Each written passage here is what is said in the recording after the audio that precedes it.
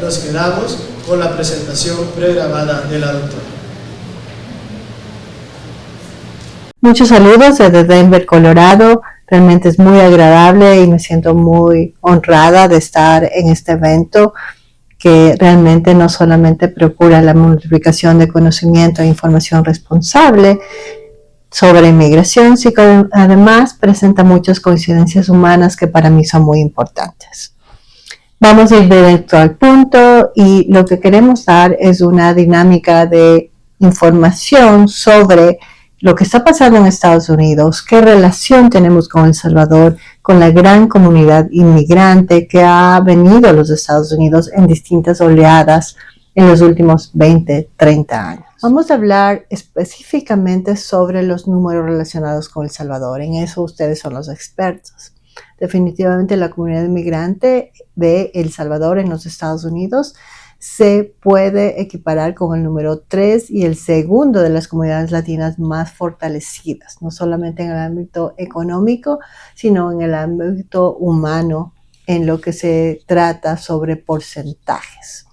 Y tenemos una mezcla de personas de El Salvador que tienen estadías alargadas de más de 20 años en este país, con raíces fuertes, con un corazón dividido entre los dos países, pero también tenemos una oleada que se mantiene de manera persistente en los últimos años de lo que nosotros llamamos aquí recién llegados. Estamos hablando de una ventana de tiempo de alrededor de 5 años y concretamente lo que ocurrió durante la administración del presidente Biden.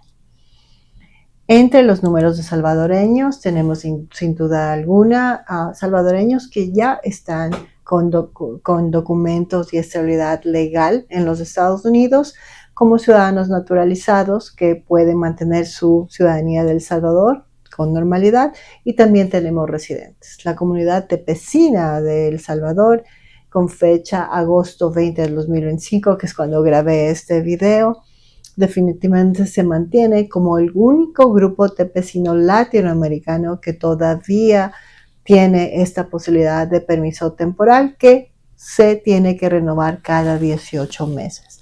Lamentablemente, en esta fecha, cuando estoy grabando el video, los demás TPS de Centroamérica, además de el de Venezuela y el de Haití, fueron retirados por el gobierno de los Estados Unidos.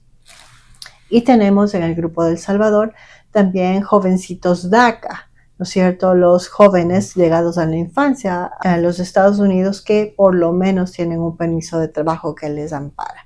Hasta el día de hoy tenemos todavía una contienda federal en la Corte Suprema, pero no hemos tenido, con relación a la legalidad de DACA emitido por el presidente Obama, pero no hemos tenido una sentencia final. Así que le seguimos pie a esta noticia, mientras los jovencitos DACA de origen salvadoreño definitivamente se mantienen como un grupo grande que esperamos tenga una posibilidad de quedarse en los Estados Unidos de manera definitiva con residencia.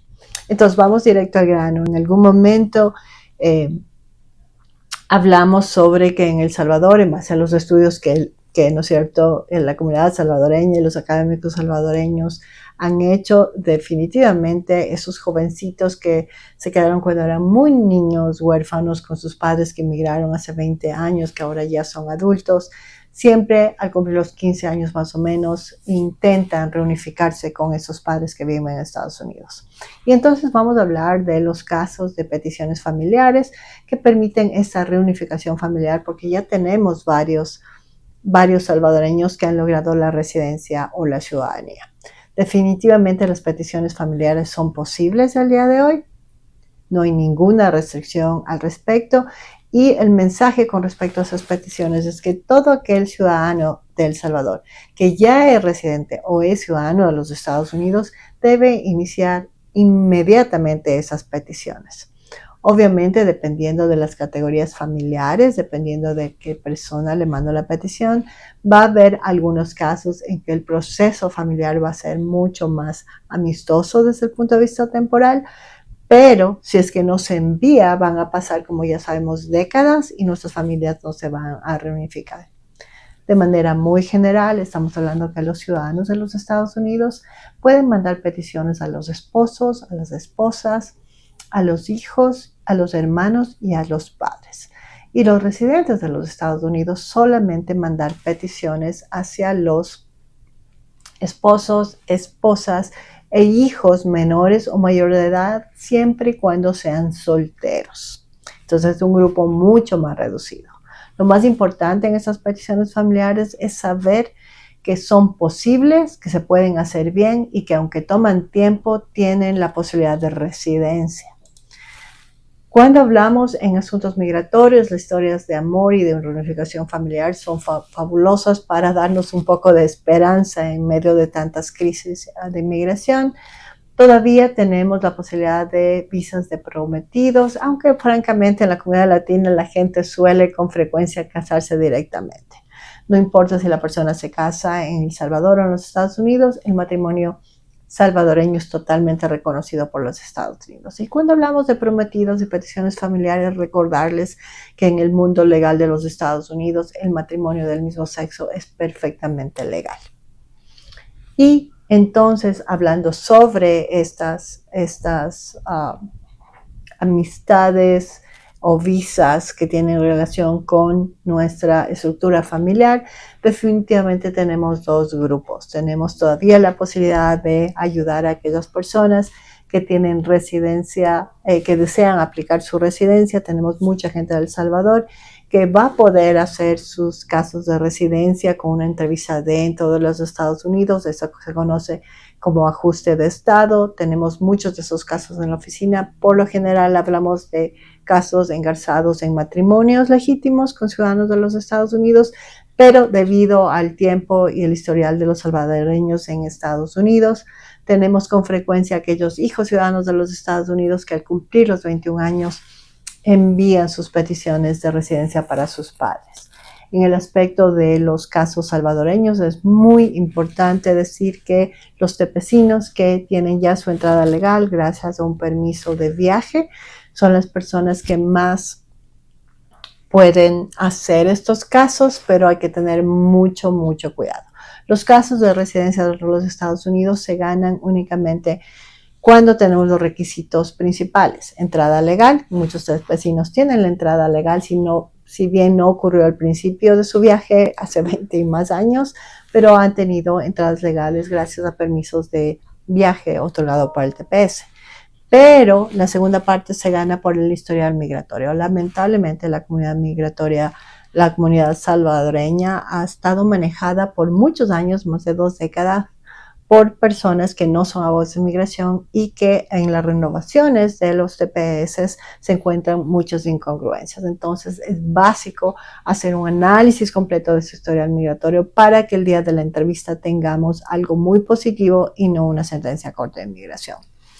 Por el otro lado, también estos ajustes de estado paralelamente que se llevan en Estados Unidos también tiene su correlación con otro proceso que se llama proceso consular, que se están utilizando generalmente para personas que están o esperando en El Salvador que les lleguen las entrevistas o personas que son de El Salvador, que viven en los Estados Unidos y han seguido un largo proceso en el que se incluyen perdones de tal manera que cuando salga esa persona de los Estados Unidos no tengamos problemas de no regresar, sino que regresemos en un tiempo aproximado de 2 o 3 semanas con ya la posibilidad de tener residencia. Muy importante en estos casos, especialmente con aquellos salvadoreños que están haciendo su proceso consular con una entrevista en San Salvador y que están en los Estados Unidos, es indispensable un análisis legal muy detallado entre los asuntos humanitarios que caracterizan a nuestro sistema legal. Todavía tenemos opciones a cambiar la vida de aquellos que han sufrido realmente historias muy dramáticas y muy tristes en los Estados Unidos. Entonces todavía podemos hacer, y esto es una ley, así que no lo puede cambiar ninguna administración, tenemos opciones de asuntos humanitarios que tienen que ver con visas U, con visas T, con asilo, y vamos a hablar sobre el asunto. En las visas U no solamente se mantienen en los procesos, pero no solamente son visas que se les da simplemente a las personas que han sido víctimas de un crimen en los Estados Unidos. Estas visas U son visas que permiten ayudar a muchos inmigrantes porque de hecho se duplica o se triplica el beneficio que se extiende a toda la familia si es que lo necesita, pero son específicamente designadas para aquellas personas que son inmigrantes que han sido víctimas de un crimen.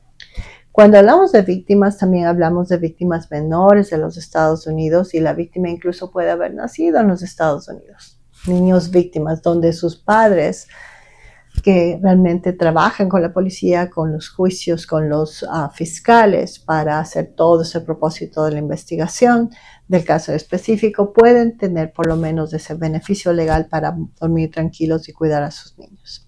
¿Cuáles son los crímenes? Existe una lista puntual federal de los crímenes que están dentro de las visas U.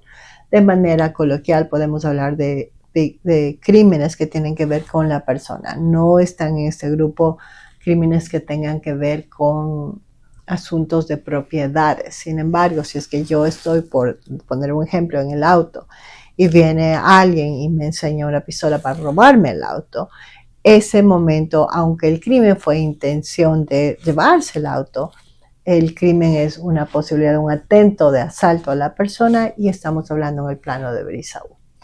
Parece raro, ¿no? Nosotros en Latinoamérica a veces pensamos que esos escenarios de crímenes violentos y de pistolas y incluso rifles ocurren únicamente en nuestros países. Sin embargo, lamentablemente tengo que reportar que tenemos el 30% de los casos de la oficina designados para este grupo de personas y que aunque es algo muy triste, termina la posibilidad de tener no solamente un permiso de trabajo, sino eventualmente la residencia. Las visas U son una visa muy, muy importante porque termina en residencia, pero definitivamente tiene que existir un crimen y tiene que existir una ayuda a las autoridades, desde llamar al 911 o reportar el crimen, hasta incluso presentarse con el inspector o el investigador del crimen de la policía o hacer el seguimiento del caso con las cortes criminales. También quiero hablar de la visa T, aunque tenemos muy poco tiempo, porque la visa T con frecuencia tradicionalmente se la avisó como víctimas de trata de seres humanos con destinos de trabajos sexuales, ¿no es cierto? Lo hemos visto así, sin embargo, en los últimos años se ha dado un desarrollo completo en la visa T y lo que hablamos es de la coerción que sufre un individuo, de un fraude de un individuo que se le trae a los Estados Unidos y ocurre esta especie de explotación laboral y también puede ser sexual en circunstancias que cada vez, francamente, los escenarios lamentablemente se multiplican. Entonces, sí, la persona que haya llegado a los Estados Unidos indicándole que va a trabajar y que termina siendo explotada en condiciones de trabajo laboral de connotación sexual, definitivamente es una visa T muy tradicional, muy triste, pero que le implica a la persona desde un permiso de trabajo hacia una residencia. Sin embargo, cuando nosotros conocemos a ese amigo, entre comillas, que le invitó a un menor de edad para venir a los Estados Unidos y que le ofreció un trabajo en casa, tal vez cuidando a los niños o cuidándole a la abuelita y que le iba a pagar X cantidad de dinero y que llega a esa persona a los Estados Unidos y se encuentra con que va a vivir en una casa trabajando 24 horas al día y de lunes a domingo y que no tiene libertad para hacer una vida normal, eso también es visa T.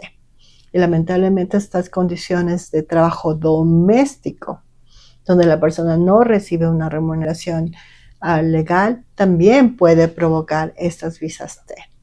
Claro, con frecuencia, tanto la víctima de visa U como visa T tiene mucho miedo de dar partido a las autoridades, pero las autoridades lo saben y existe una protección de confidencialidad. Lamentablemente, también con frecuencia las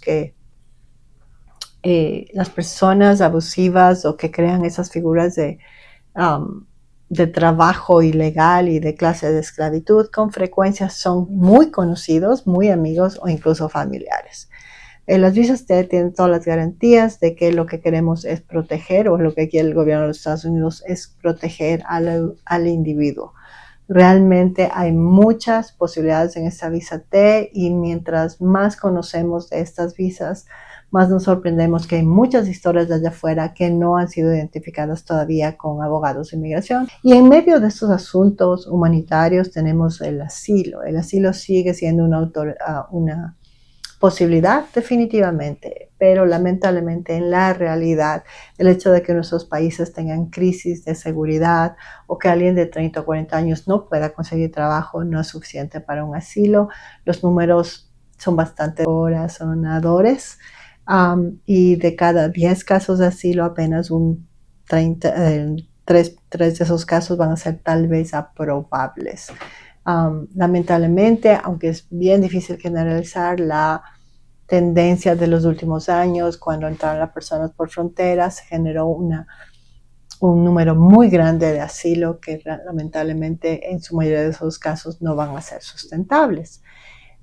Y en medio de esas realidades que sabemos que podemos inmigrar por medio de una petición familiar, que podemos inmigrar y conseguir algo estable por medio de visa U o visa T, que realmente no le deseo a nadie que le pase estos escenarios, pero sabemos que ocurre con frecuencia esas invitaciones a Estados Unidos con premios maravillosos y que resulta en esclavitudes de distintos tiempos. También tenemos un grupo de personas que pueden ser beneficiados por visas de trabajo.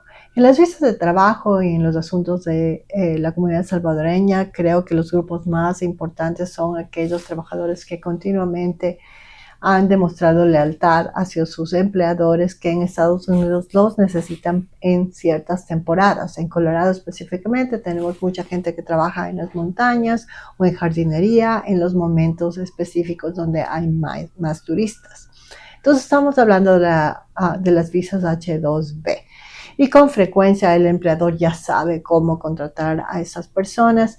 ¿Qué es lo bueno y lo malo de la visa H2B? Son temporadas y se tiene que mantener con mucho cuidado todas las regulaciones en pie y se tiene que volver a El Salvador. ¿Qué es lo malo? Que realmente el empleador es el que inicia el trámite. El empleado, por más que quiera tener acceso a esas visas H2B, no va a tener cobertura si no tiene este link de comunicación con el empleador de los Estados Unidos, pero sé que el gobierno de El Salvador por muchos años ha mantenido una apertura para lograr estos trámites. Con las visas de empleados tenemos algunas normalidades, pero no responde a una realidad económica en los Estados Unidos. Entonces, generalmente las personas que tienen más auspicio de empleadores son personas que ya tienen vínculos con los Estados Unidos o personas que vienen a maestrías en los Estados Unidos o PhDs que pueden considerar de esa manera alguna posibilidad. Sin embargo, hay posibilidades de habilidades extraordinarias, visas de habilidades extraordinarias, donde podemos tener músicos, pintores, podemos tener recientemente vi un show de moda, ¿no es cierto?, que nació de El Salvador, con personas brillantes en esa categoría. Tenemos también profesores que se dedican a la investigación, científicos, ¿no es cierto? Todo eso que es tan innovador puede generar una petición propia de la persona y estamos hablando tal vez de posibles casos de EB2. Sí, no es tan bonito para ser cierto tampoco, se tiene que probar no solamente que la persona es muy profesional y ha ganado muchos premios y dependiendo del gremio, ¿no es cierto?, incluidos los periodistas también, los médicos. Ingeniero se podrá identificar quién tiene más posibilidades de hacer no un auspicio por medio de un trabajador, sino un auspicio propio para demostrarle a Estados Unidos que es una persona capacitada. Esos casos se están haciendo cada vez con mayor frecuencia y si el perfil del individuo es el correcto, los porcentajes son bastante optimistas en aprobación. Pero definitivamente esta administración nos ha puesto en una posición de mantener todos estos servicios que acabo de mencionar con la posibilidad de reunificación familiar, de lograr documentación para nuestros clientes, pero son muchísimos más estrictos y definitivamente recientemente, en las últimas 2 semanas, tenemos la mala noticia de que si es que nuestros casos tienen una deficiencia, van a ser negados.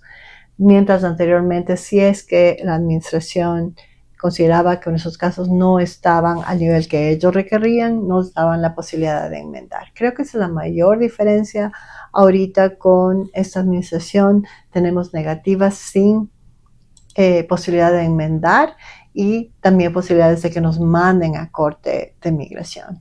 Por eso es que creo que es hora y confío en que la comunidad salvadoreña sepa que llega un momento en que el té de hierbas, ¿no es cierto?, que nos daba nuestra abuelita cuando nos dolía algo, es perfectamente legítimo, pero llega un momento en que tenemos que ir al abogado, especialmente aquellos que están cumpliendo más de 20 años con TPS en los Estados Unidos. La recomendación es no solamente investigar su pasado migratorio, sino ver qué posibilidades tiene de lograr estar en los Estados Unidos legalmente. Me encantaría seguir hablando con ustedes, sin duda alguna. Espero tener una pronta oportunidad para estar al mismo tiempo en vivo contestando sus preguntas específicas, pero lo que quiero terminar en esta reunión es indicando que aunque la administración actual ha cambiado la retórica de lo que conocemos de inmigración, no se ha cambiado la ley y se pueden hacer casos. Principal, ser totalmente honestos con el gobierno, presentar todo honesto y claro para el gobierno, trabajar con abogados con licencia en los Estados Unidos y con especializaciones para evitar muchas estafas y sobre todo entender que si no tiene algún familiar o amigo documentos, necesita por lo menos una consulta para no que le digan lo que quieren oír, sino para que se diga lo que es, para que los familiares y amigos puedan ayudar en un plan de emergencia si la persona es detenida. Esto no va a ser para siempre, siempre tenemos que cumplir la ley, pero lo que no queremos es tintes de crueldad. Y lo que tenemos que hacer como inmigrantes es realmente empoderarnos y sobre todo saber cómo defendernos y aplicar a casos que sí tienen legítimamente la posibilidad de ser aprobados. Muchísimas gracias por su tiempo. Me encantaría la próxima vez contestar, como les digo, preguntas en vivo, y es un honor estar presente esta semana con ustedes desde Denver, Colorado. Muchísimas gracias.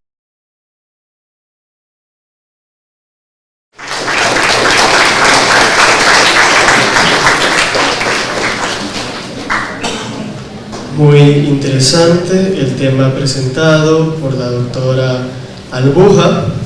En estos momentos tengo el honor de presentar a nuestros distinguidos ponentes de este conversatorio titulado La situación actual de las personas retornadas forzosamente ante la política de deportaciones de Donald Trump. Para ello y para una presentación más detallada, invitamos a la licenciada Elsa Ramos, quien brindará más información de nuestros ponentes.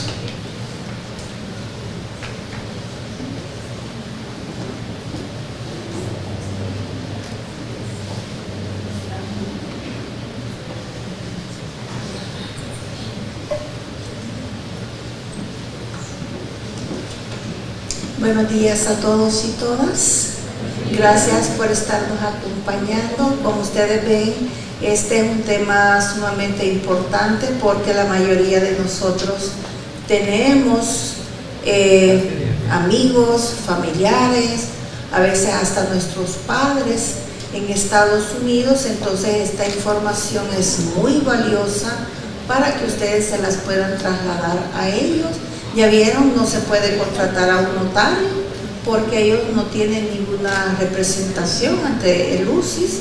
Entonces siempre es mejor un abogado especialista en leyes migratorias. Bueno, ya pasando a lo que nos trae en este momento, pues vamos a tener un conversatorio también muy importante para todos y todas, en el sentido de que vamos a tratar de hacer un pequeño recuento acerca de cuáles son las medidas anti-inmigratorias que ha establecido el actual gobierno de los Estados Unidos al mando del señor Donald Trump, y vamos a ver también el quehacer de las organizaciones de la sociedad civil que tienen años de estar trabajando con las personas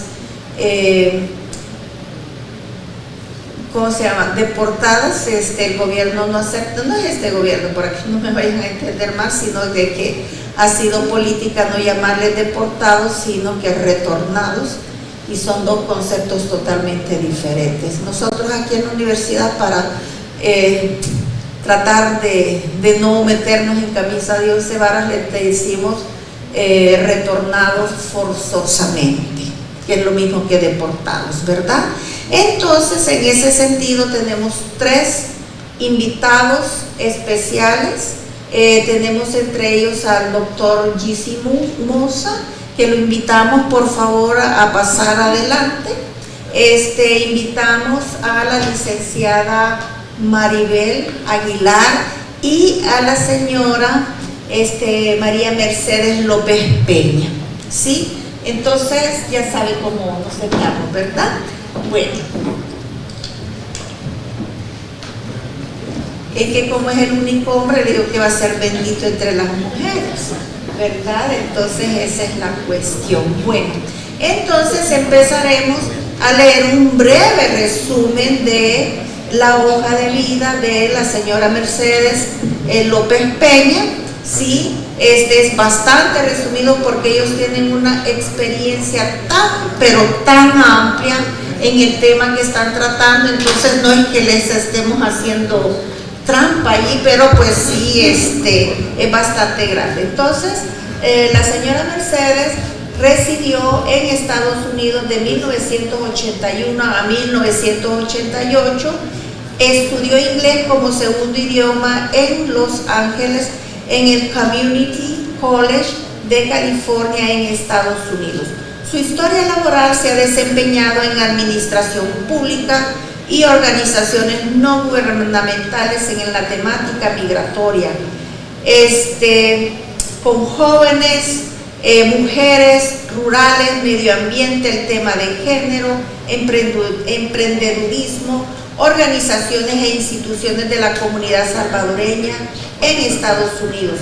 Trabajó también en la promoción cultural e identidad de la comunidad salvadoreña en el exterior, programas de asistencia social a la comunidad salvadoreña. Actualmente ella se desempeña como directora ejecutiva de la Asociación Integración para Migrantes, Trabajadores y trabajadoras, que las siglas son CIMITRA, ¿sí? Entonces, a continuación vamos a leer la hoja de vida del doctor Gisi-Mosa.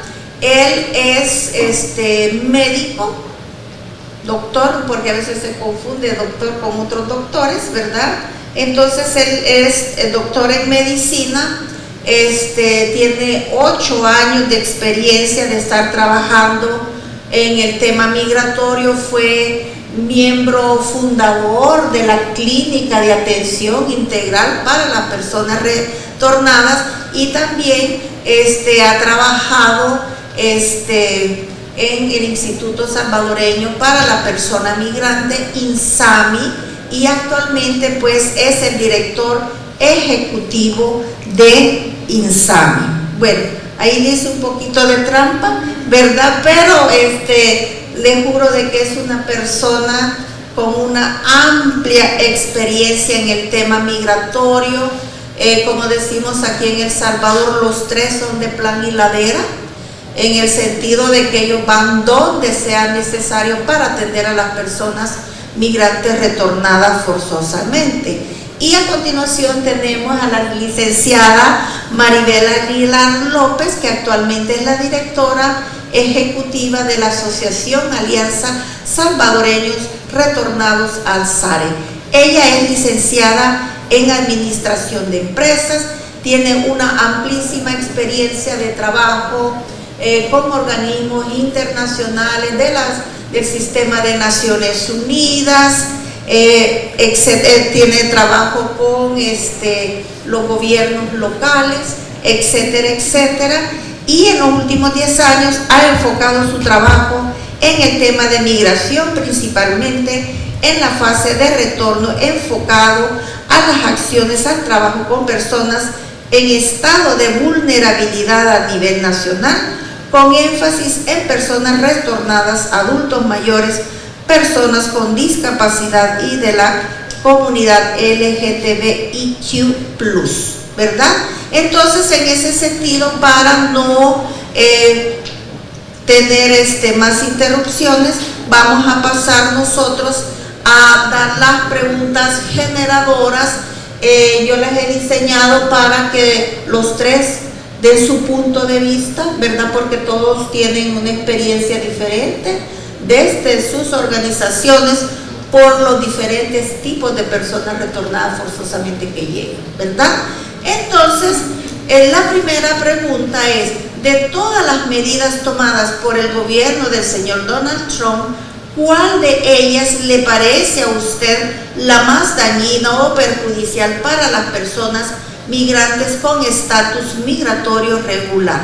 Aquí, a través de la revisión bibliográfica, hay algunos autores que hablan de solo 7 medidas, hay otros que hablan de 10 medidas. Entonces, comenzamos con usted, licenciada Aguilar. Muy buenos días a todos y todas, gracias por acompañarnos, gracias a la universidad por invitarnos a compartir un poco desde la experiencia que en el campo se va adquiriendo. Las políticas actualmente que el gobierno de Estados Unidos ha tomado, desde la visión de Alzare y en el marco de respeto de la autonomía de cada país, lo que podemos decir es que no hay una específica. La condición de el estatus irregular que las personas tenemos en cualquier país del mundo nos afectan directamente, porque cada gobierno tiene sus propias políticas y nosotros como migrantes estamos en obligación de cumplir. Si lo queremos ver de lo que actualmente está pasando desde Alzare, lo que podemos decir de que las medidas que más han afectado a este sector de la población es el irrespeto a los derechos humanos.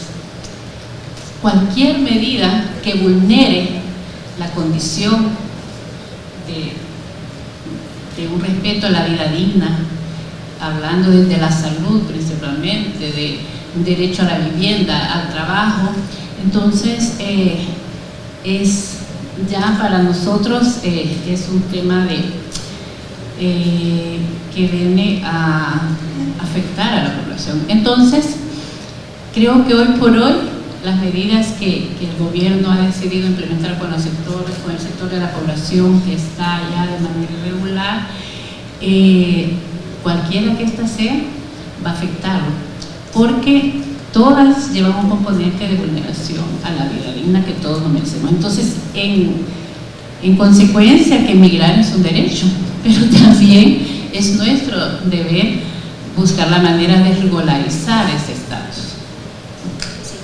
Doctor Kisi, por favor. 1, 2, buenos días. Bueno, gracias a la licenciada Elsa Ramos por la invitación, a la doctora Noris. Realmente para mí es un honor estar acá, departiendo y hablando de un tema que realmente es tan, por decir así, importante para los salvadoreños, y más con los jóvenes, porque de hace días a mí me anda planteando, por decirlo así, un buen salvadoreño, algo que en un foro se dijo: si no hablamos con los jóvenes, no concientizamos a los jóvenes, para el 2040, al menos América Central no va a tener jóvenes, y los jóvenes son la economía, son el dinamismo de nuestros países. Realmente, gracias por el honor. Y pasando a la pregunta, como dice la licenciada, todo lo que va en contra de los derechos humanos, de la dignidad de los seres humanos, realmente son las medidas más letales, porque esas medidas al final lo que van a hacer es que van a dejar huellas psicológicas permanentes en nuestras personas migrantes que están de forma irregular. Tenemos que saber que siempre ha habido deportación. Lo único que vamos a decir que los demócratas lo hacen de una forma más light, aunque siempre hay deportación. Hasta ahora el presidente Obama no se ha quitado el premio, por decirlo así, o el estatus de ser el máximo deportador. Entonces todos los gobiernos, ya sea demócratas o republicanos, lo hacen. Y una de las medidas que realmente a nosotros nos parece lasciva fue hacer una cárcel, la Alligator, que hicieron en la Florida, que no es una cárcel que sea con medidas, donde van también los migrantes, los que van a tener condiciones dignas, sino que es una cárcel donde básicamente es como para criminales, a tal grado que le llamaron Alcatraz, y debemos de entender que nuestras poblaciones migrantes no son criminales. Menos del 2% de las personas que vienen deportadas o retornadas realmente sí son criminales. Gracias. Bueno, buenos días, muchas gracias a todas y a todos. En realidad, como Simitra, tenemos un punto de partida, y es que establecemos que los seres humanos tenemos dos derechos básicos. Uno es a que se nos respeten y se nos garanticen, y ese es el primer derecho, a condiciones de vida digna en nuestros países de origen. Ese es el punto de partida. Si esas condiciones dignas de vida no están garantizadas, ahí viene ese otro derecho. Y es que tengo derecho a buscarlo en cualquier otro lugar, en cualquier otro país, en el que yo pueda, de alguna manera, resolver esas condiciones de vida dignas. Y eso es lo que obliga a la persona a migrar. Yo siempre he dicho, yo soy migrante, migré a los 16 años, aunque no se dice ahí en mi hoja de vida, yo migré cuando era una niña no acompañada, a esa edad migré. Por lo tanto, la migración es un acto de desesperación, no es aquel que quiere, ese es turismo. Pero la migración forzada es un acto de desesperación que aquí, en mi país de origen, y no estoy hablando solo de El Salvador, cualquier país, hay migración en todo el mundo. Entonces, cuando no tengo garantizadas esas condiciones, definitivamente debo migrar. En cuanto a la pregunta, nosotros creemos que hay tres aspectos que deben presentar en este tema. Sí, deportaciones siempre han habido, y en otros años han habido más que en este, pero no en la forma en que se está deteniendo a la persona. Entonces nosotros nos atreveríamos como Simitra a mencionar tres aspectos. Uno es el tema de la criminalización de la persona migrante. Esto ha aumentado drásticamente. La forma en que se está deteniendo a la persona ahorita es una manera en que se detiene al peor criminal. O sea, no necesitamos aquí el conversatorio, veamos las redes sociales cómo están difundiendo de la manera en que las personas están siendo detenidas. Segundo, es la falta del debido proceso. Ese es un tema que resalta ante cualquier, sean 6, sean 10 medidas migratorias las que se estén implementando, hay una falta al debido proceso. Y en esto quisiera mencionar algo. La persona que está, yo viví varios años en Estados Unidos, y cuando uno vive en Estados Unidos en esa condición sin documentos, su última prioridad es arreglar su estatus migratorio. Tenemos otras prioridades, y es trabajar para mantener a la familia en mi país de origen y para mantener la renta y todo lo que ya sabemos en ese país como los Estados Unidos. Entonces, en este tema, la gente que está en un estatus migratorio irregular sabe que está en esa condición y que en algún momento lo pueden deportar, pero respetando el debido proceso. Nadie se opone, pero siempre y cuando se respete el debido proceso. Y el tercero, comparto lo que decía Maribel y el doctor, y es el tema de la privación y vulneración de derechos. Definitivamente, en cualquier medida que se esté aplicando ahorita, lo que prevalece es precisamente, es la privación y la vulneración de derechos de la persona como ser humano. Gracias. Bien, muchas gracias por sus respuestas muy ilustrativas. Y tenemos nosotros que el año pasado recibimos aproximadamente 14,000 personas deportadas, entre hombres, mujeres, niños, niñas y jóvenes, ¿verdad? Entonces, la siguiente pregunta va encaminada. ¿Qué es lo que ustedes han observado si en estos primeros 6 meses ha aumentado o disminuido el flujo de personas retornadas de Estados Unidos y de México, ¿verdad? Porque según los datos que leí, en el mes de junio aumentó en un 29% la cantidad de personas que han retornado. Los vuelos se están haciendo más frecuentes, vienen más llenos los aviones, y una cuestión que me sorprendió porque yo no la había visto, pero hay 4 vuelos militares llenos de personas migrantes.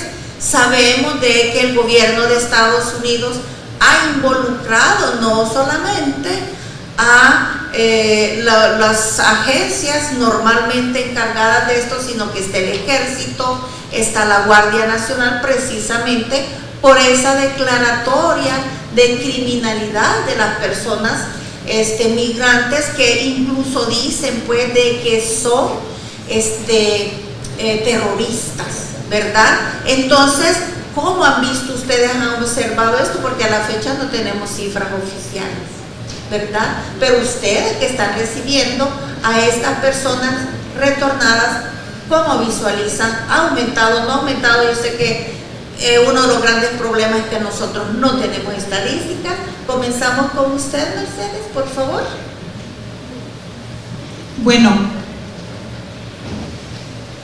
como Simitra, nosotros lo que planteamos es que nos preocupa un poquito que el énfasis en las nuevas políticas migratorias radique en las cantidades de deportados, porque posiblemente se mantengan o sí haya un incremento leve en los últimos meses, como igual no tenemos información oficial, pero digamos lo que conocemos en el territorio, con las entrevistas, con lo que nos dice la gente, las personas retornadas. Pero yo creo que, o creemos como Simitra, que lo primordial debe ser la condición diferente en alguna medida en la que ahora están retornando. Eso es lo que ahora debemos de ver, es la condición en la que están retornando. Definitivamente, y yo me imagino que en esto tanto Alzare como Insani compartirán, y es que el estado emocional, el choque económico, el choque cultural, en el que las personas que tienen 10, 15, 20, nosotros hemos recibido gente que tiene hasta 35 años de haber vivido en Estados Unidos, o sea, 35 años de no venir a El Salvador, y de repente estoy aquí, ¿cómo me reintegro? Entonces, sí, hay que preocuparnos en el sentido de que pueda ser que en los próximos meses se empiece a incrementar más de lo que ya se ha dado quizás en los últimos meses, pero también hay que poner énfasis en esa condición en la que están retornando las personas migrantes en este momento. Doctor. Bueno, al inicio, siguiendo la pregunta, en el primer trimestre lo que aumentaron fue el número de vuelos, y nosotros hicimos un análisis como Insami, es que era la mercadotecnia de Donald Trump. Como dice, sí, voy a empezar a deportar, porque recordemos que él ha prometido que en su primer año de mandato deportar 1 millón de personas de las diferentes nacionalidades, no solo salvadoreños. Y nos decían las organizaciones de base que estaban ahí que incluso se vio en problemas la Dirección General de Migración, porque venían vuelos que venían en la noche, pero venían con 10, 15 personas. Aumentó el número de vuelos, pero no el número de personas. Por lo general, anteriormente había una normativa, por decirlo así, que venían vuelos con 125, 150, 100 personas en el día, venían por lo general en la mañana, a lo máximo en la tarde. Lo que se vio hoy en junio, es que hubo un aumento, algunos dicen que hasta un 55% en comparación al año anterior, pero que sí los vuelos ya traían 125, 150 personas, llegando de nuevo al estándar. Como decía la licenciada, hay por ahí una estadística que dice que ya hasta en julio posiblemente habían ya 15.000 personas deportadas, pero realmente estos datos quien tiene que corroborarlos es la Dirección General de Migración, porque es el ente encargado. Sabemos que no es fácil, en este momento las estadísticas no están como nosotros queremos estudiar todos los días.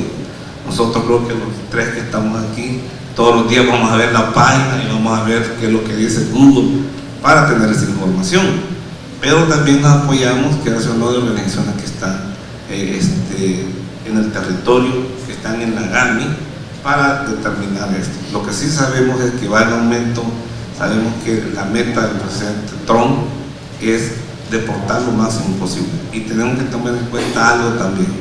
Sabemos que ya hay 200.000 salvadoreños que tienen orden de deportación. Y esos, en el momento que los agarren, no van a pasar ni tan siquiera a una corte de inmigración, ellos van a ser deportados expeditamente. Bueno, en consecuencia, ¿verdad?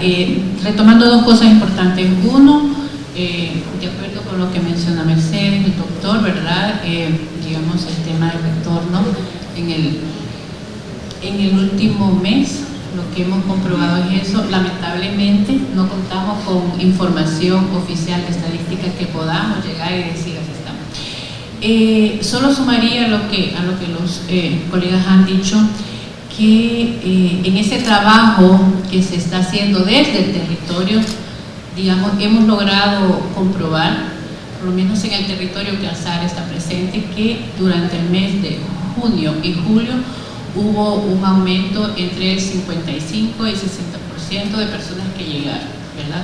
Esto, ¿cómo lo hemos logrado identificar? A través de visitas a las comunidades que estamos haciendo en coordinación con los directores de los distritos o los alcaldías. La condición, digamos, Mercedes hablaba de la situación emocional en que las personas están llegando. Claro, desde allá del 2018 que venimos trabajando en este tema, una de las cosas que identificamos era que la afectación emocional de aquella persona que ha vivido más de 5 años en Estados Unidos o cualquier país del mundo y viene deportado de manera forzosa o retornado de manera forzosa, lo primero que hay que atender es la salud mental. Digamos,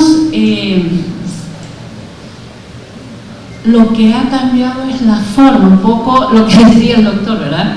Esa campaña, ¿verdad? Esa publicidad de campaña mediática que desde el gobierno de los Estados Unidos se está haciendo para el tema de deportación. Entonces, yo creo que como organizaciones de base que trabajamos con esta población y que somos poquitas, muy poquitas las que estamos trabajando dentro del ciclo migratorio atendiendo la fase de retorno.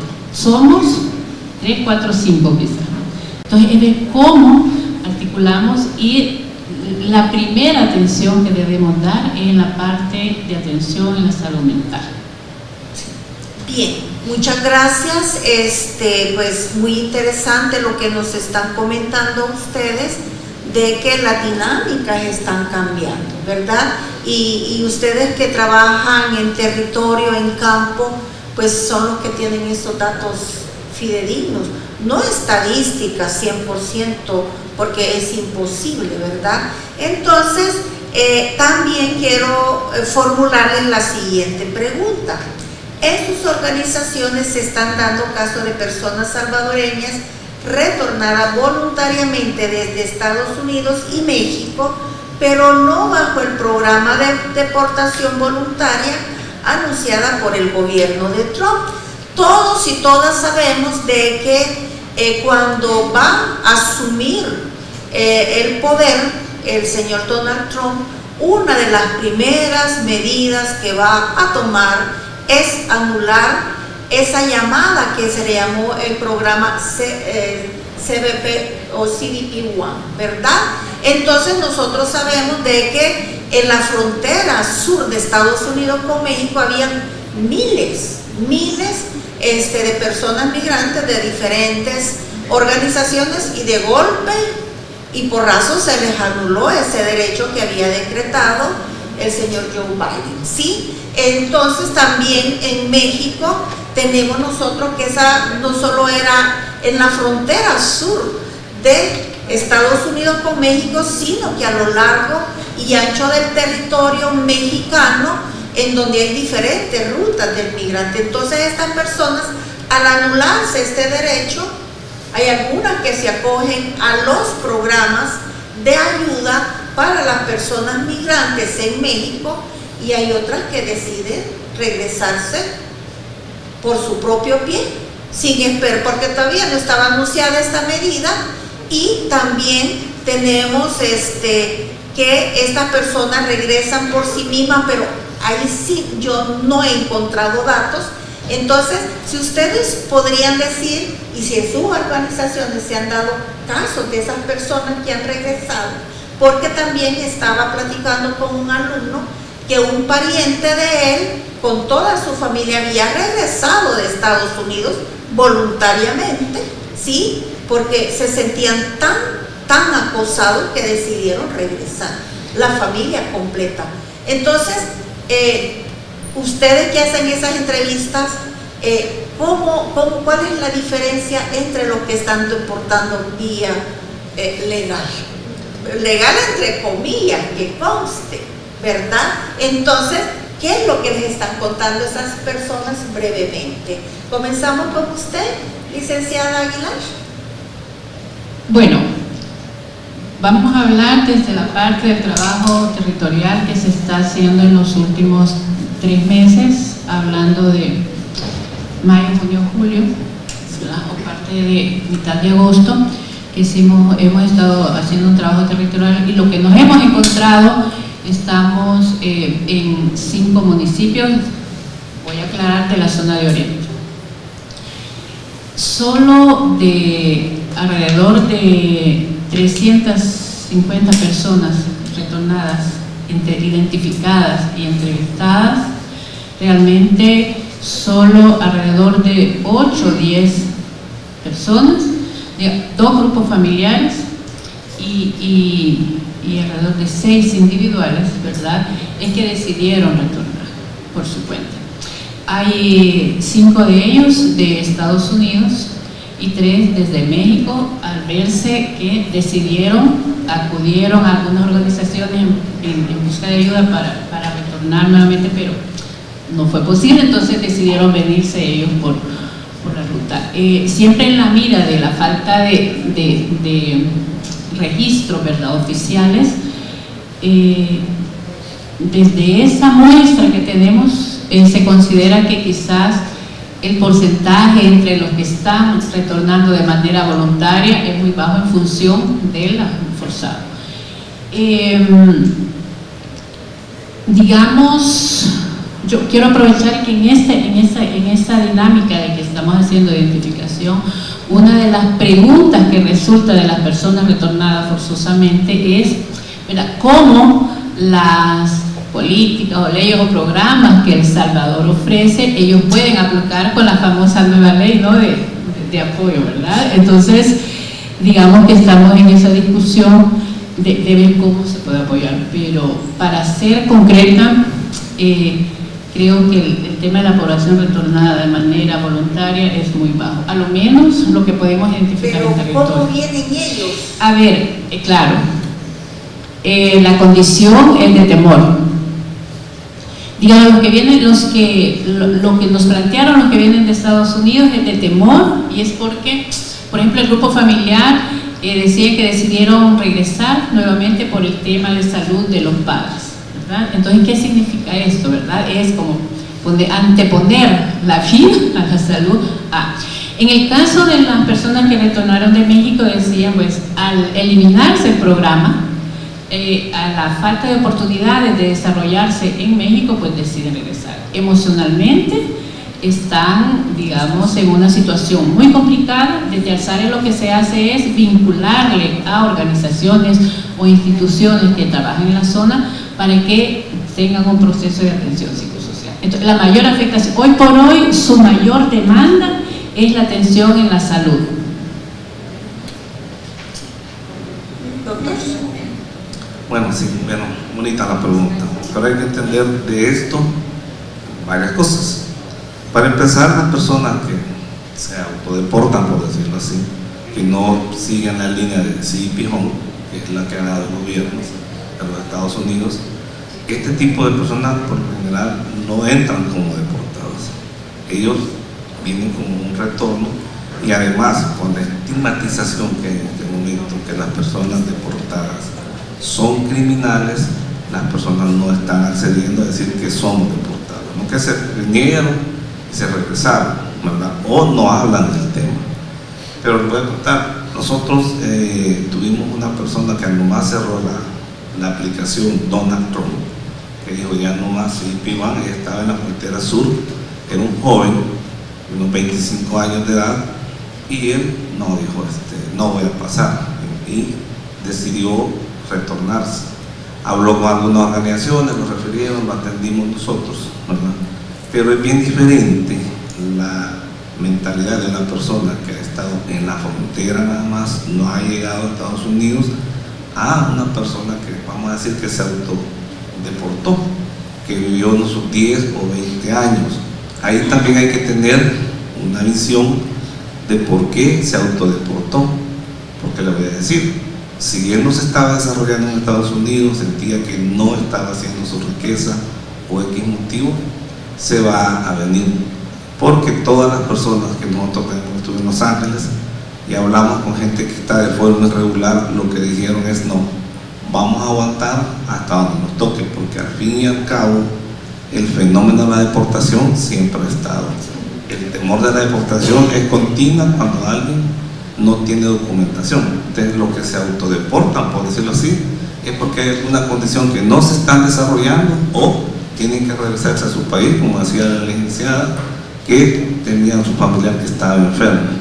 Pero es bien diferente la mentalidad de una persona que ha estado 20, 30 años allá. Primero, viene enfermo, porque ya, digamos, viene cansado, su vida laboral se terminó. Segundo, además, si hizo algún tipo de riqueza acá o hizo algún tipo de inversión, tiene como para venir a vivir, pero lo contrario no, porque vive, por decirle, un doble desarraigo cuando se fue. Y hoy que se viene, que tal vez deja familia, deja hijos, deja esposa, es bien diferente cada persona en cuanto al tiempo de estadía que ha estado en Estados Unidos y que tan exitoso también fue. Bueno, en cuanto al retorno voluntario, entre comillas, porque en eso todos coincidimos que de voluntario no tiene casi nada. Uno es que esto va a ser bastante difícil de medirlo y de constatarlo, porque si viene a través de un programa como CBP Home, por ejemplo, ahí sí se puede medir. Pero, por ejemplo, Simitra, en las entrevistas que realizamos en el territorio, precisamente la gente, bueno, todos coincidimos, la mayoría de los que están viniendo deportados en el 2025, casi que un 85 a 90% son hombres. Muy poquitas mujeres y muy poquitos grupos familiares. Digo, a través de un proceso de deportación, que llegan a la GAM y todo eso. Lo que sí encontramos a la hora de la entrevista es que ya sea hombre o mujer, lo que dicen es que si ya se vino uno de los proveedores, porque ese es un tema que platicábamos ahora en la mañana con otra colega, es que en Estados Unidos la dinámica de vida no permite que uno solo trabaje. Allá el costo es tan grande que hay que mandar para acá y costear el gasto allá, que ni modo, toca que todos los que viven en un espacio trabajen. Ahí no hay para dónde. Entonces, si es hombre o mujer el que viene deportado, ahí se corta ese ingreso económico para mantener la familia en Estados Unidos. Entonces, lo que sí podemos decir como Simitra es que la mayoría que están viniendo son hombres en el 2025, sí están viniendo mujeres, menos, y ahí hay otros elementos que podemos mencionar de por qué es la razón de que menos mujeres y más hombres, ¿verdad? Los hombres están en las esquinas, en los Home Depot, en esos lugares, son jornaleros, están más expuestos. Las mujeres trabajan más adentro, cuidando enfermos, cuidando adultos mayores. Hay un trabajo diferente que se vuelve una causa para que esto se esté dando así, que la mayoría son hombres y menos mujeres y grupos familiares. Pero en las entrevistas lo que sí estamos viendo es que la compañera de vida o la esposa va a retornar. Mayoritariamente en nuestras entrevistas están pensando en venirse a vivir. Y vuelvo al tema, no porque quieran, es forzado, es porque uno de los miembros de su grupo familiar ya fue deportado o deportada.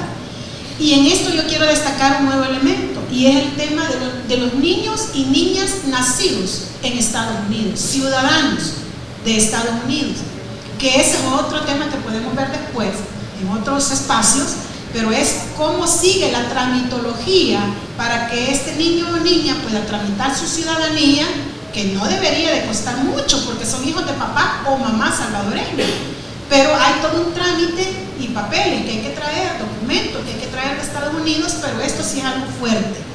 Aquí en El Salvador ya contamos con una alta población de niños y niñas ciudadanos de Estados Unidos, que eso es una necesidad que vamos a tener que abordar las organizaciones que trabajamos en las comunidades con la población retornada, de acompañarles en estos procesos de tramitología para estos niños y niñas.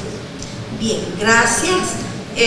Pues estamos viendo un panorama diferente, ¿verdad? En el sentido de que estos elementos nosotros normalmente pensamos que las personas solo son deportadas vía aérea o vía terrestre, no el hecho de la autodeportación voluntaria de todas estas personas que quedaron atrapadas en las fronteras y en todo el territorio mexicano, ¿sí?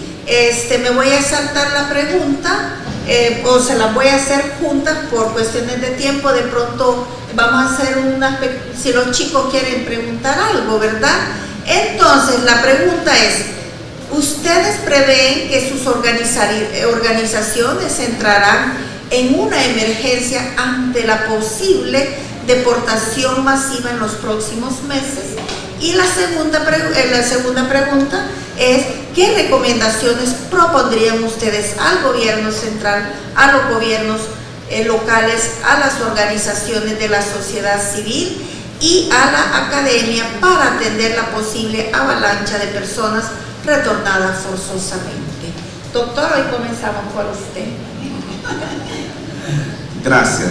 Sí, realmente ante esta, por decir, oleada o esta emergencia, las organizaciones que trabajamos directamente con las poblaciones migrantes y que somos sin fines de lucro, nos estamos preparando. Bueno, nos hemos reunido, aquí estamos, nos hemos reunido en diferentes espacios, en nuestras organizaciones, para prepararnos con ese fenómeno. ¿Qué vamos a hacer? Porque al fin y al cabo, las capacidades técnicas, las capacidades económicas, al aumentar nuestros demandantes, van a ser más innecesarias. Por ejemplo, en el caso de INSAMI, que da atención médica, con exámenes de laboratorio, con medicamentos, otros insumos que damos, atención psicológica, necesitaríamos más personal, necesitaríamos más insumos. Entonces, nos estamos preparando ante este evento, por eso, digamos, cada organización anda buscando recursos, espacios para abordar esta temática. Y por otro lado, ¿qué le recomendaríamos nosotros? Lo que hablamos en esto, que esto es necesario, hablar de este tema, y sabemos que realmente la migración irregular lo que es el escape de la olla de presión que tienen los países de origen, de trabajar en sí en un empleo digno. ¿Cómo le vamos a pretender que un joven se quede con, digamos, a su hogar y además quiere tener una casa cuando el costo de la vivienda ha aumentado? Para que le den una vivienda actualmente, si no es, creo que no está haciendo el Fondo Social Viviendas, tiene que ganar 1.500, y los jóvenes ganan el sueldo mínimo, llegan como 800 y les piden que les paguen una cuota de $500. Es imposible para un joven o para una pareja joven tener una casa. No se diga también un empleo digno, que nosotros siempre hemos dicho, que bien la tecnificación, excelente seguir estudiando, pero que ese empleo le dé el mínimo vital, como decíamos Ferrer, para que pueda vivir. Si no trabajamos las condiciones de vida en conjunto, que sería gobierno, organizaciones de la sociedad civil, organismos multilaterales, y abordamos la raíz realmente de la migración irregular, siempre va a haber una migración donde la gente se va a exponer hasta el hecho de perder la vida. Doña Mercedes.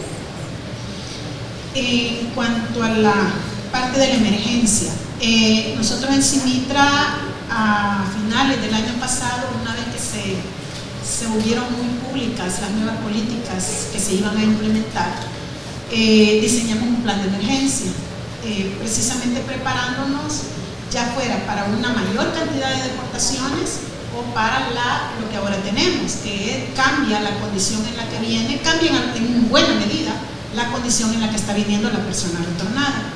Este plan de emergencia nos ha permitido en este momento haber entregado, no un dato exacto, pero por lo menos a 800 personas ayuda de emergencia.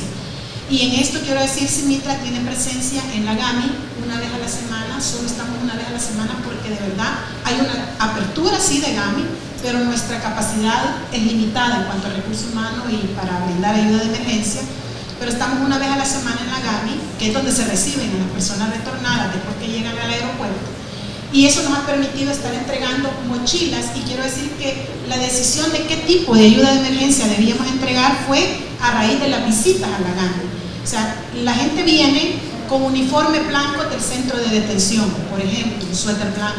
Decidimos que había que entregar por lo menos una camiseta de otro color que no fuera blanca, para que cuando salga de la GAMI no salga con un uniforme blanco. Apoyo para que tramiten el DUI. La mayoría le fueron retenidos los DUIs allá en los Estados Unidos cuando fueron detenidos. Vienen sin su DUI. Todos sabemos aquí, los que vivimos en El Salvador, que andar sin DUI allá afuera no puede ser. Me paran, me detienen y me preguntan, lo primero es el DUI. Si no lo tengo, pues ya voy aparte porque por alguna razón no ando. Y si digo que soy deportado, le agrega otro elemento de inseguridad.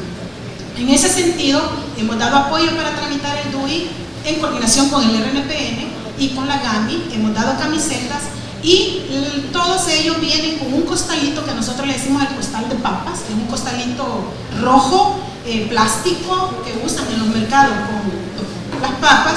En eso traen sus poquitas pertenencias. Entonces lo que hemos dado es mochilas y unos kits de higiene, y eso nos está dando en la GAMI, y en el territorio hemos estado entregando gift card para que la gente pueda tener su paquete de alimentos.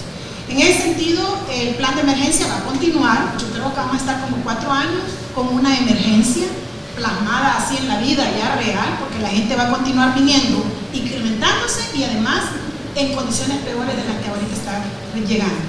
En las recomendaciones, pues ahí quizás solo muy puntual, nos obliga a coordinarnos, porque los recursos son más limitados. O sea, hay cierre de programas, hay cierre de algunas organizaciones que ya brindaban apoyo a la población retornada. Entonces nos obliga a que los que estamos sobreviviendo podamos coordinar en el marco de esa limitante de recursos. Pero a nivel, digamos, de las instituciones de gobierno, ahora que hay una nueva ley, que no es una mala ley, es una buena ley que hay que aprovechar lo bueno que trae, difundirla y que la gente se apropie de esa ley y se cumpla. Entonces ese es el otro tema, el margen de la flexibilidad. Aquí entra el tema de las alcaldías, el tema del drenaje de casas, y aquí sí juega un rol fundamental la red consular. La red consular de El Salvador en Estados Unidos juega un papel clave para que muchas de las cosas de trámites legales que tengan que hacer las personas retornadas que ya están en el país de origen puedan agilizar con esos trámites legales en Estados Unidos. Y lo otro, aquí entra alcaldías con las partidas de nacimiento, el RNPN con lo del DUI, el CNR con el tema de los lotes, de las notificaciones que algunos no hicieron ese traspaso, hay que hacer un trámite en el CNR, los bancos con las cuentas bancarias para las personas retornadas. Todo esto lo estoy mencionando porque es lo que nosotros estamos recibiendo de orientación, que la gente va al CNR o va a la alcaldía o va a un lugar y le cuesta hacer este trámite, especialmente en los bancos. Entonces el llamado es a que en estos espacios, si la persona demuestra que es retornada, después hay que ver el tema de la autodeportación, porque aunque sea autodeportado tiene derecho como retornado, o como que no enfrenta un proceso de deportación obligada, digo en términos de trámite, pero sí en términos reales sí fue una deportación obligada. Gracias. Brevemente, totalmente de acuerdo, ¿verdad? A ver, desde Alzare sabemos que la emergencia va a continuar, viene ya desde aquel pico que tuvimos en el 2016, ¿verdad? Y como he dicho, las dinámicas cambian. Este plan de emergencia realmente desde nuestra experticia es continuar con el tema del trabajo en campo, en el territorio. Es como desde la capacidad técnica, administrativa, financiera que cada una de las organizaciones que tenemos aquí, o hablando de Alzare, es buscar esas alianzas que nos permitan contribuir a atender esta población. En relación, que quiero centrarme un poco en las recomendaciones para qué podemos hacer. El doctor decía, ¿verdad?, cómo desde el país de origen se generan programas que mitiguen la migración irregular, ¿verdad? Como hablamos en el principio, o sea, ¿por qué migramos? Decía Mercedes, lo hacemos por una necesidad, no porque queremos.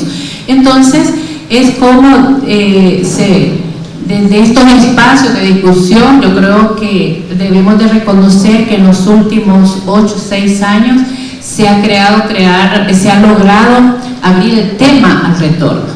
Y hay una serie de espacios políticos donde se puede discutir, donde habemos diferentes sectores que estamos trabajando el tema migratorio. Hay mesas donde, ¿verdad?, está el gobierno, el sector privado, los gobiernos locales, la academia misma. Entonces, fomentar y articular otro. Y otro caso que sí yo acompaño, decía Mercedes, la ley recién aprobada de apoyo es muy buena.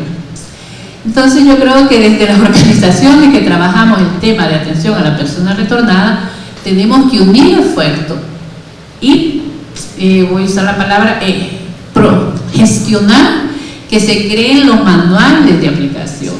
Porque el problema es que nosotros tenemos una serie de leyes muy lindas, o sea, buenas leyes, pero la aplicación, ¿cómo aplicamos a esto? Ayer estuvimos en un foro, ¿verdad?, donde nos explicaban un poco la ley.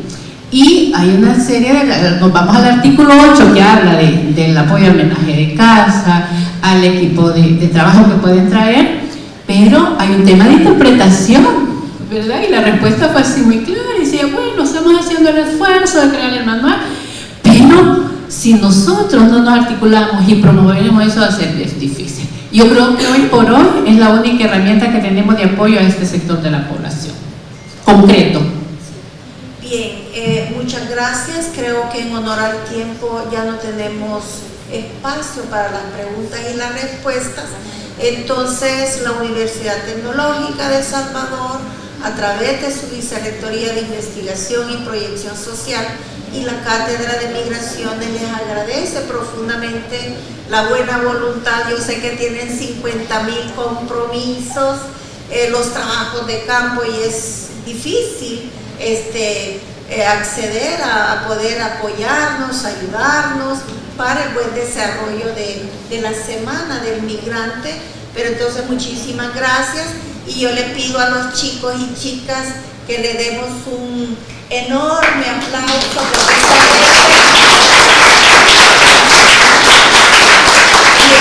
entonces, con eso nos despedimos. El día de mañana continuamos con nuestra Semana del Migrante. Quienes puedan venir, pues vengan. Va a haber una presentación de la campaña Piénsalo 2 veces de OIM, que hacen una serie de juegos interactivos con premios, no son trivias, sino que es general esas cuestiones, pero sí son muy, muy bonitas y nos enseñan a cómo prevenir la trata de personas. También vamos a tener un análisis del perfil de la persona migrante retornada para la prestación de servicios de reintegración dada por el programa Perspectivas de Swiss Contact, ¿verdad? Entonces, todos y todas quedan cordialmente invitados y les agradecemos nuevamente su presencia. Muchas gracias y difundan esta información que se les dio.